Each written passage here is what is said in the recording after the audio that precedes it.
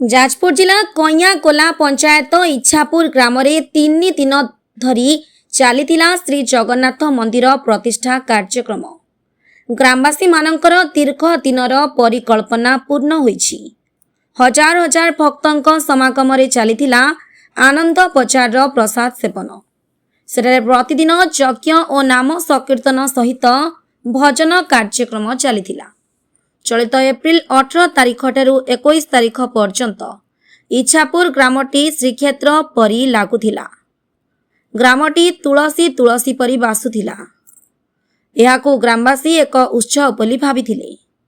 इच्छापुर ग्रामवासी तथा श्रीकर साहाणी, भरतचंद्र दास, रक्षाकर नायक, वैद्यनाथ साहाणी, भरतचंद्र नायक, विश्वनाथ साहाणी, युधिष्ठिर साहाणी, अणाकार साहाणी, मलय साहाणी, दिलीप कुमार दास, सुशांत कुमार साहाणी, अशोक विलास, मनोज कुमार नायक, अभिराम साहाणी, रवींद्र साहाणी, सुनाराम साहाणी, मिथुन दास, रंजन कुमार दास, विश्वनाथ साहाणी, गगन नायक इत्यादि इच्छापुर ग्राम रे समस्त ग्रामवासी तत्वावधान श्री जगन्नाथ मंदिर प्रतिष्ठा कार्यक्रम खूब शांति श्रृंखला सहित अनुष्ठित हो जाइछि। इच्छापुर ग्राम और तार आखपाख 10 खंड ग्रामर लोके आसी श्री जगन्नाथंकर आशीर्वाद नहीं आत्मसंतोष लाभ करिसेंती। बहु दूर दूरांतरु भक्त माने आसी मंदिर दर्शन करी आशीर्वाद लाभ करिसेंती। आसंता वर्ष एहार वार्षिक उत्सव आहुरी आडंबर रे हेबो बोली ग्रामवासी प्रकाश करिसेंती।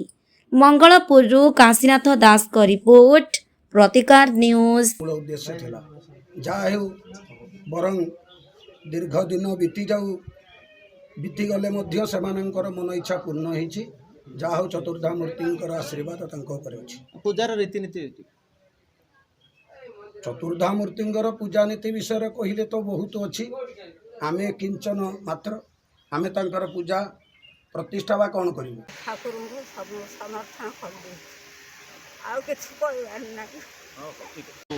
प्रतिष्ठा दिवस तृतीय दिवस यही दिवस रे आमर विग्रह आज मंदिर को प्रवेश करेंगे। ये ग्राम समस्त युवक प्रत्येक घर व्यक्ति माने जो जी था ना मास पुरीले हजार हजार टंका पठे देती। किए मंदिर टाइल्स देती, किए मार्बल देती, किए मूर्ति देती।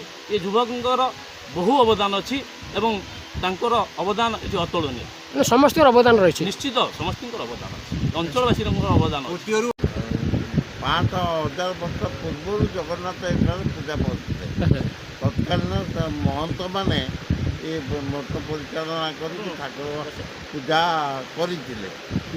कालक्रम महंत मैंने गले तापर ट्रस्ट को आसला तो महंत मैंने विभिन्न दुर्नीति भी करते। आम 1971 मसीहा चेष्टा करुँ ठाकुर को